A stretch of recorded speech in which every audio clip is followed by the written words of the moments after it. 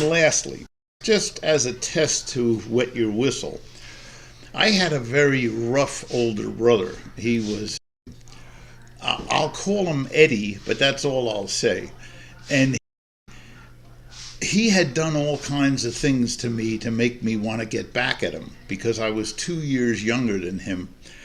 He had seen the Elliot Ness show where Elliot Ness takes gangsters in the 1950s and throws them against a wall. I was his stunt coordinator. He used me in all his stunts, and anything he saw on TV, he did to me. So what he did was he threw me against the wall so hard, just like in the movie, and I got a hairline fracture on my neck. My head was so damaged that I couldn't lift it up. It hurt so much. So I spent 2 weeks in bed with my head propped up on the pillow. I was much like the old, if anybody knows the story of Elephant Man, my huge misshapen head was laying on this pillow, and I was just thinking, how do I get him back? How do I get him back? He's bigger than me. He's 9. I'm 7. He beats me all the time. How can I get him back? I always felt myself to be Sherlock Holmes's smarter younger brother, so I came up with a demonic plan which I called the Demon's Revenge. That's why I'm wearing this Sherlock Holmes hat, by the way. You might see that on Bazarro, man. But in any event, what happened was I waited for my revenge for about a month. I wanted to get a BB gun, but I'm 7 years old. I can't get a BB gun. In order to get a BB gun, what do you need? You need an adult. You need somebody to help you find a BB gun. But I was Sherlock Holmes' smarter younger brother. So I was looking through comic books, which were my staple in my youth. And I saw this thing, if you sold 6 boxes of some kind of Christmas cards, they would send you a 12-shot Daisy BB. My wife always says I remind her from the kid from A Christmas Story, the little kid who got his Red Ryder gun. I got my BB gun, and it was for one purpose and one purpose only, to get my brother back. So here it is, a month later. I got the BB gun. I sold 6 boxes of cards to neighbors, and I went to the store and loaded up in like a container of 250 BBs. I had this planned like a hit, like an assassination. And I said, okay, now's the plan. We get outside the house, and we had a tree fort in the backyard. It was a 3-pronged tree fort that about 20 feet up. It had a platform and an enclosure. So what happened was I told him, Eddie, go up there. No shirt on, his bare back. So he starts climbing up the tree, and I come up behind him on the ground, all thought out. And I had seen the movie The Outlaw Jesse James, when they shot him in the back shooting a picture on TV. So I said, there's my strategy. I come up behind him, and I go one fanning click on his left back, and I see him he's strung out now between the branches, totally helpless, and he goes, ow!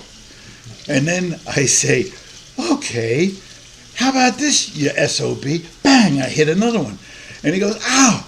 And then I just go psycho. Little 7-year, this is the birth of the demon. I had a lot of trouble overcoming my demonic tendencies that I got through my battles with Eddie. So then I just said, the hell with it.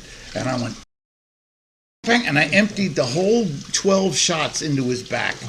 And he fell like 20 feet back out of the tree and landed flat on his back. In retrospect, I could have crippled him for the rest of his life, but I didn't care. He fractured my neck. So I just calmly, I knew it was so well thought out, I knew he wasn't going to just jump up and start beating on me. So I calmly climbed up the tree while he's laying there screaming on the ground. And he throws a, what do you call it? He gets so incensed that his first response was predictable, and young Sherlock Holmes figured it out. He was going to blindly charge the tree.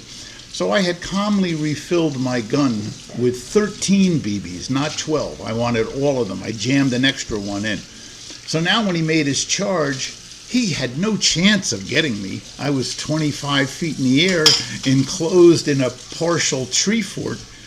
And he put his hand out on a branch. I went bang, and he goes, ow. And then he puts his other hand out, bang. So finally, he's just howling with rage.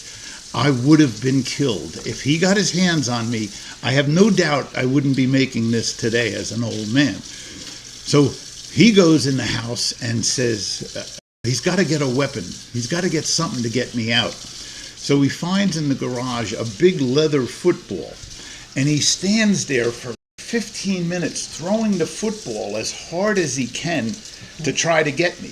But I'm behind these little crappy plywood boards, and the only damage he did to me, at one point the board was hit and driven to hit me in the head, but it didn't do anything to me.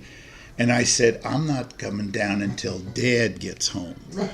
And then my father comes home. I was up there. I had comic books. I was all prepared for a siege. He couldn't get me. I'm getting the most delightful revenge that a 7-year-old who's smart can get on a 9-year-old who's wild and savage and who beat on him. So this was the memory that I carried through most of my life. My poor brother is gone now, and I love him dearly. We became friends. But I always told him it was the memory that I put in an encrusted jewel case. Like people get a prom pin or a diamond ring, they put it in a little black box with felt. That was the memory that I kept in my head of any time he did anything to me. I remember the day I shot him out of the tree.